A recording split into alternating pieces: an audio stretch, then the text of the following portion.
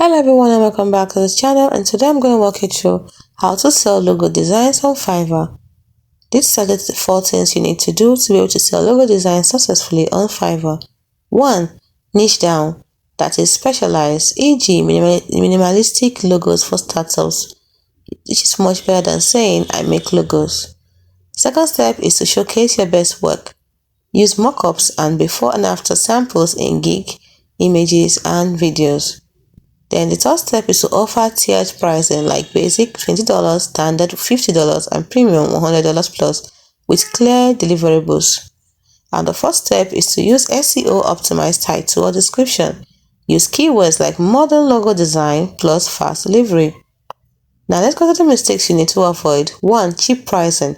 $5 logos attract bad clients, start at $20 plus. Second mistake to avoid is no portfolio. Buyers need to see your style. The third is slow responses. Always reply fast in less than 12 hours to rank higher. And lastly, overpromising. Don't say unlimited visions if you cannot deliver.